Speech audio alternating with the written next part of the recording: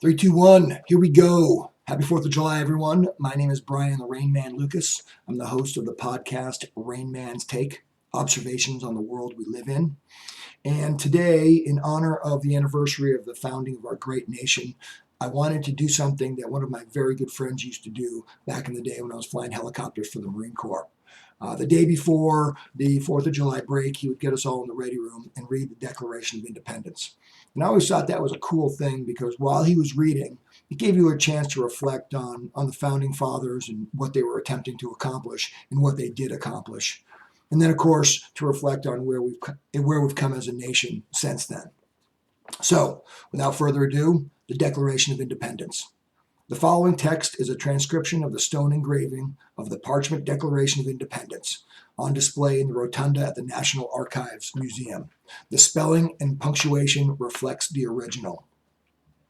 In Congress, July 4, 1776, the unanimous declaration of the 13 United States of America.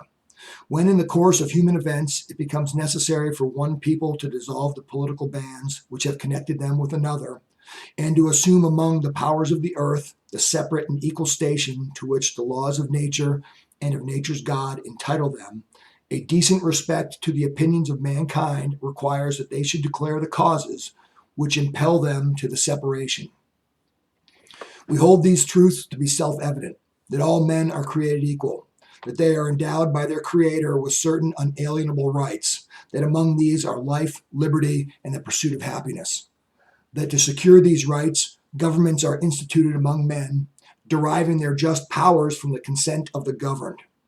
That whenever any form of government becomes destructive to these ends, it is the right of the people to alter or to abolish it, and to institute new government, laying its foundation on such principles and organizing its powers in such form as to them shall seem most likely to affect their safety and happiness. Prudence indeed will dictate that governments long established should not be changed for light and transient causes. And accordingly, all experience hath shown that mankind are more disposed to suffer, while evils are sufferable, than to right themselves by abolishing the forms to which they are accustomed. But when a long train of abuses and usurpations, pursuing invariably the same object, evinces a design to reduce them under absolute despotism, it is their right, it is their duty to throw off such government and to provide new guards for their future security. Such has been the patient sufferance of these colonies, and such is now the necessity which constrains them to alter their former systems of government. The history of the present King of Great Britain is a history of repeated injuries and usurpations, all having in direct object the establishment of an absolute tyranny over these states. To prove this, let facts be submitted to a candid world. He has refused to assent to laws, the most wholesome and necessary for the public good. He has forbidden his governors to pass laws of immediate and pressing importance, unless suspended in their operation till his assent should be obtained, and when so suspended, he has utterly neglected to attend to them. He has refused to pass other laws for the accommodation of large districts of people, unless those people would relinquish their right of representation in the legislature, a right inestimable to them and formidable to tyrants only. He has called together legislative bodies at places unusual, uncomfortable, and distant from the depository of their public records for the sole purpose of fatiguing them into compliance with his measures. He has dissolved representative houses repeatedly for opposing with manly firmness his invasions on the rights of the people. He has refused for a long time, after such dissolutions, to cause others to be elected, whereby the legislative powers, incapable of annihilation, have returned to the people at large for their exercise. The state, remaining in the meantime exposed to all of the dangers of invasion from without and convulsions from within. He has endeavored to prevent the population of these states, for that purpose obstructing the laws of naturalization of foreigners, refusing to pass others to encourage their migrations hither, and raising the conditions of new appropriations of land. He has obstructed the administration of justice by refusing to assent to laws for establishing judiciary powers. He has made judges dependent on his will alone for their tenure of their offices and for the amount and payment of their salaries. He has erected a multitude of new offices and sent hither swarms of officers to harass our people and eat out their substance. He has kept among us in times of peace standing armies without the consent of our legislatures. He has effected to render the military independent of and superior to the civil power.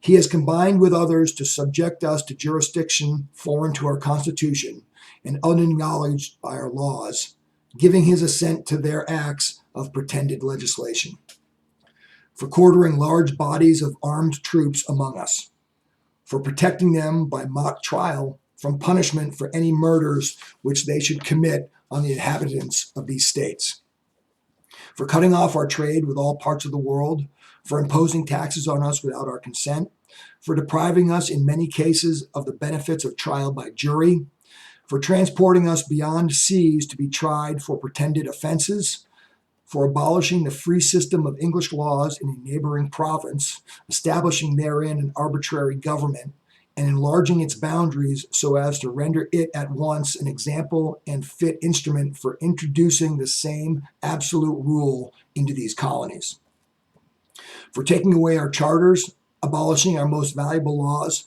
and altering fundamentally the forms of our governments, for suspending our own legislatures, and declaring themselves invested with power to legislate for us in all cases whatsoever. He has abdicated government here by declaring us out of his protection and waging war against us. He has plundered our seas, ravaged our coasts, burnt our towns, and destroyed the lives of our people. He is at this time transporting large armies of foreign mercenaries to complete the works of death, desolation, and tyranny, already begun with circumstances of cruelty and perfidy scarcely paralleled in the most barbarous ages and totally unworthy the head of a civilized nation. He has constrained our fellow citizens taken captive on the high seas to bear arms against their country, to become the executioner of their friends and brethren, or to fall themselves by their hands. He has excited domestic insurrections amongst us, and has endeavored to bring on the inhabitants of our frontiers the merciless Indian savages whose known rule of warfare is an undistinguished destruction of all ages, sexes, and conditions. In every stage of these oppressions, we have petitioned for redress in the most humble terms. Our repeated petitions have been answered only by repeated injury. A prince whose character is thus marked by every act which may define a tyrant is unfit to be the ruler of a free people. Nor have we been wanting in attentions to our British brethren. We have warned them from time to time of attempts by their legislature to extend an unwarrantable jurisdiction over us. We have reminded them of the circumstances of our emigration and settlement here. We have appealed to their native justice and magnanimity, and we have conjured them by the ties of our common kindred to disavow these usurpations, which would inevitably interrupt our connections and correspondence. They too have been deaf to the voice of justice and consanguinity. We must therefore acquiesce in the necessity which denounces our separation and hold them as we hold the rest of mankind, enemies in war, in peace friends. We, therefore, the representatives of the United States of America, in General Congress assembled, appealing to the Supreme Judge of the world for the rectitude of our intentions, do, in the name and by the authority of the good people of these colonies, solemnly publish and declare that these united colonies are, of right, ought to be free and independent states. And they are absolved from all allegiance to the British Crown, and that all political connection between them and the state of Great Britain is and ought to be totally dissolved, and that as free and independent states, they have full power to levy war, conclude peace, contract alliances, establish commerce, and do all other acts and things which independent states may of right do. And for the support of this declaration, with a firm reliance on the protection of divine providence, we mutually pledge to each other our lives, our fortunes, and our sacred honor. And then it's signed by all the members that were attending that Congress. So, in closing, just a couple things when I read this, a couple things that I think about, and I highly encourage you to go online and read the document yourself. But things that I think about. First, the incredible and almost impossible undertaking they were beginning with this declaration.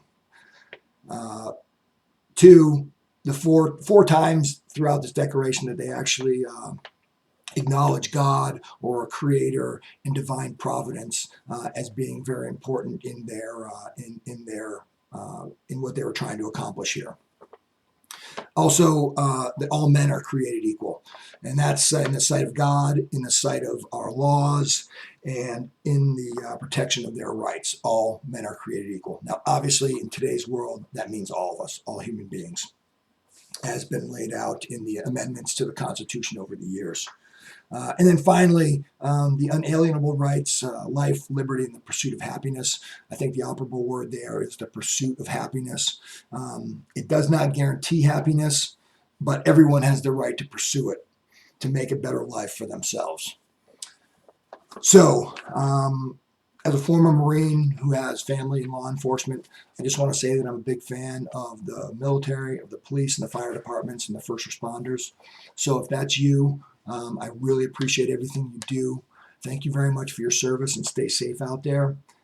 That's going to do it for me today. Again, my name is Brian the Rain Man Lucas, host of Rainman's Take. I hope you subscribe. I've got some great episodes coming up here in the future, and enjoy the day today.